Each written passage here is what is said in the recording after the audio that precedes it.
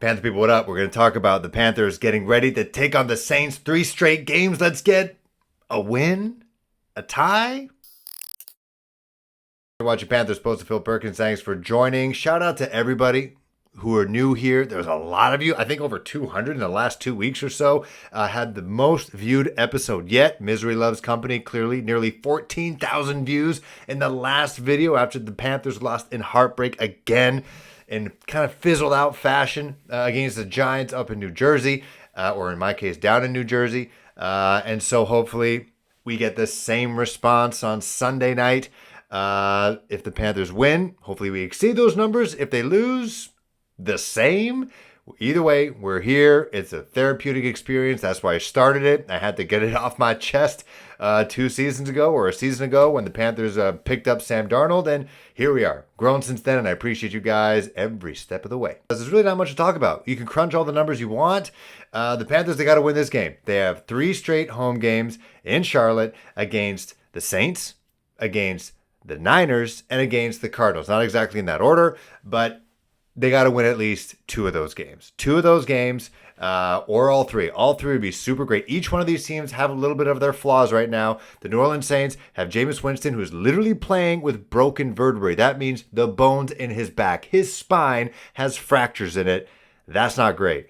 You have the Arizona Cardinals, who don't trust their quarterback to actually study football, and they're worried he's playing too much World of Warcraft or whatever games are. Is Dead Zone a game? Dead Zone's not a game, but you got a quarterback who's super talented, but in their minds, not exactly dialed in. Same with Isaiah Simmons, another first-round pick out of Clemson, a guy who Panthers draft Twitter wanted to draft as well. And then you got the San Francisco 49ers, who have lost their star rookie quarterback for the year. Now they got Jimmy Garoppolo in. Good thing they extended him. And, that's probably the best team we're going to face in the next 3 weeks. Either way, they got to come out with 2 wins. If they can sweep somehow the home series, I think that would really get the fan base in this. But let's be honest, unless you're on LSD, that's probably not going to happen. But I'm not going to spoil what I think about this game. But let's do 1 week at a time. They got to beat the Saints. It's literally the last team that they beat at home was the Saints. Now it was a coach. It was a team that was completely depleted by their coaching staff. There are certain. I don't even think Alvin Kamara played in that game. That was the last time the Panthers won. A calendar year has passed. My child was not talking then. He was not walking then. I don't even think he was eating solids, but he was eating steak, and now he is, and is a completely different person. And this Panthers team, unfortunately, is kind of the same, as we mentioned 1,000 times. You've seen it everywhere. 9 straight losses.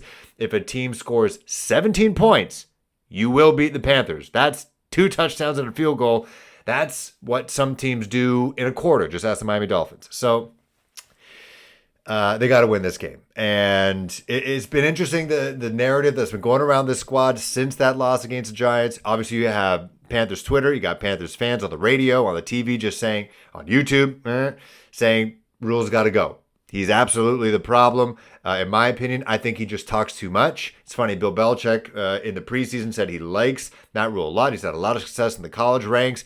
And if I'm Matt RHULE, I'd take a page out of Bill Belichick, who normally doesn't say a lot during press conferences, so you can't really get mad at him except the fact that he doesn't say a lot. Matt RHULE does the opposite. He talks too much, and he just makes himself sound like an idiot. And he eventually just contradicts himself 1,000 times. We want to be a power rushing team. And then he says all the, Super Bowl contenders pass all the time. We got to, we're not going to change our ways when we're asked if Rashad Higgins going to get the ball. When's he going to get some snaps? We're not going to change our ways. We just need to be more resilient. On Monday, we need to get more guys the ball. So we just stop talking. Take a page out of Bill Belichick, greatest coach of all time in the NFL. Just talk less. Either way, that's from the fans. The fans are saying this guy's got to go. Everyone's got to go. Ben McAdoo's a joke. And then you have today on ESPN, NFL Live, Dan Orlovsky breaks down the Panthers offense. When I mean breakdown, I mean he tore it apart. And the fact that he said, he was just saying that it was a predictable offense. The fact that the Panthers are literally showing their hand before the play ever happens. When Christian McCaffrey, he mentions, is a yard behind Baker Mayfield, it's either going to be a run or an RPO. If he's a line next to Baker Mayfield, it's 100% going to be a pass. And so the defense, if they do watch film, they could react before the ball is snapped. And then there's some discourse now between that. I saw Tony Dungy saying that happens all the time, saying other people saying, this is just a narrative being built right now. This happens all the time in the NFL. You trick, you make them think it's going to be a run. There's an RPO. That's kind of the point of the design of the play. You keep the defense guessing because you do have to adjust to both. And so it's interesting. First, when Matt RHULE was hired, you got guys like Daniel Jeremiah and Bucky Brooks, praising the call. This is praising the hire, saying this is a program builder. The media kind of liked Matt RHULE based on what he was doing in college. A daunting task of making Temple a good program. Really daunting task of Baylor, dealing with what they're dealing with, making them a pretty good program. Now it seems like the national media are kind of turning on him a little bit. It's kind of being a dead man walking type situation. It's not that they want him to get fired. It's just that it seems like, the shine is definitely off. And especially in his third year when they're trying to see some improvement. Bill Barnwell from ESPN, he's a number cruncher kind of guy. If he has a vlog, check that out if that's what you want. He talks about how the Panthers, just statistically aren't doing great. They're 12th in DVOA right now, but they're in the top 5 offenses when it comes to passing on first downs. And you're up against, actual teams with elite level quarterbacks, whether it's Patrick Mahomes and the Kansas City Chiefs or Tom Brady and the Tampa Bay Buccaneers. And so they have no place to be in that type of situation. And what he was saying is they just haven't seen the progression that is normally the trademark of a Matt RHULE type program. You see some progression, some growth in their third year, and it's just not happening. And so you're seeing that from the media. But the one group that you're not hearing any hate, any backtalk, no leaks, nothing, is with the players. And Ellis Williams from the Charlotte Observer, he tweeted out saying that, a good chunk of players inside the locker room and outside the locker room are saying nothing but great things about Matt RHULE. There's no complaining out of Matt RHULE. And so they're the guys who play. And Jonathan Stewart was with Julian Council on the Locked On podcast. That's a great episode. You want to check that out. And obviously he was a player on the last Panthers team that made it to the Super Bowl. And he said that, Matt RHULE is not the one that's catching kickoffs and fumbling them like Chuba Hubbard was, who, by the way, wasn't taking kickoffs at all with the other players. So those responsibilities are off his hands. It's up to the players. It's up to execution. And, it's the players at the end of the day. And this is coming from a guy, one of the most beloved Panthers of all time, and Jonathan Stewart. And so, removing Matt RHULE isn't going to stop Shi Smith from not catching balls in key moments in the game. It's not going to stop Baker Mayfield from getting balls batted down. And so the best thing the coaches can do, just trying to understand what he was trying to say, is just setting them up for success. And then it's up to the players to obviously execute on the field, which just has not been happening in very key moments in the game. So, and Matt RHULE said himself during the press conference, obviously everyone wants to win. There's no non-desire to win. He said, quote, there's a bunch of angry guys in that locker room who want to win so badly, and we're starting to see it. Obviously, Brian Burns was talking about that after week 1. You're seeing Christian McCaffrey, who's now kind of like the grizzly vet on the team. He's a leader on the team. Clearly, he's a captain. He's getting a bit snappy, a bit prickly with reporters. He's obviously pissed off. He's used to winning. Talking about how he was on the injury list today because of a stiff ankle, and he said to reporters, he can go take a leak, and he'll, of course, just end up on the injury list. So obviously, he's getting a little frustrated in those little snippets that we're getting from on the outside, from what the players are saying at Bank of America Stadium. So yeah, you want them to be angry, which is why, and I'm going to get straight to the prediction right now. You got a cornered animal in the Carolina Panthers. You got a head coach that, in the court of public opinion, needed to go last year. You got an offensive coordinator that is doing predictable plays, and you got players who are just not executing on the field, and they're at home for 3 straight games against a division rival, a team that they beat last time they were at the bank, and they always play division opponents tough.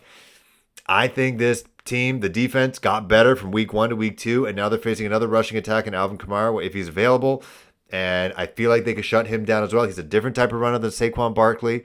The wide receivers that they're going to be facing, whether it's Chris Olave, Michael Thomas, and Jarvis Landry, way better talent-wise than the New York Giants. So I think that our defensive secondary is going to have a full plate, especially if Dante Jackson is limited. So step up C.J. Henderson.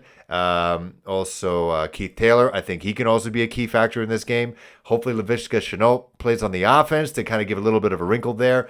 They understand that they need to get guys more open. Their key stars, DJ Moore. I wish they were to get Christian McCaffrey out in the open to catch passes a little bit more. That's something else in the Bill Barnwell article, that the Panthers just seem to be getting away from that part of Christian McCaffrey, which makes him so unique. So I feel like everyone's got something to prove. Like really, literally, dudes could get fired as soon as Monday if they lose in embarrassing fashion against the Saints. I think the Panthers defense, their effort level is only going to increase after week 1. It has. We saw it in week 2. I think the offense, knowing Ben McAdoo, knowing that they got to get more guys available, more guys touches, whether that is hopefully Shi Smith starts catching passes, it's going to happen. It's going to, even Steve Smith, who was on the WFNZ, talked about, he's going to catch a pass. It's going to happen at a key moment. Terrace Marshall's getting snaps. He's got to get a look at some point. Rashad Higgins, like they've been talking about him every freaking day. Watch him get a touchdown. And so, and Ike Ekwonu, he's still a young buck. We knew this was going to happen. Having a left tackle out there is kind of like having a rookie quarterback. It's going to take some time. Not like any of the left tackles right now in the NFL that are rookies are doing great. And so he's going to also have a tough test against him, of course, during Cameron Jordan and Marcus Davenport. That's going to be a tough task for him as well. Taylor Moton banged up with the knee. But I think just the pride on this squad, and as Matt RHULE said, angry dudes on this squad, guys who've been on this team for a while now, with Shaq Thompson, who's tasted what it's like to go to the Super Bowl. I think they're going to scrape it together. I think it's going to happen. Call me a crazy person, call me an idiot, but that's just, I feel like it's going to happen. And watch the Saints score 18 points. Somehow, I know this goes against my prediction. We'll watch the Saints score 18 points and Panthers still win, 21-18. Who knows? You know what? Let's say that. Take the banner off. That didn't happen.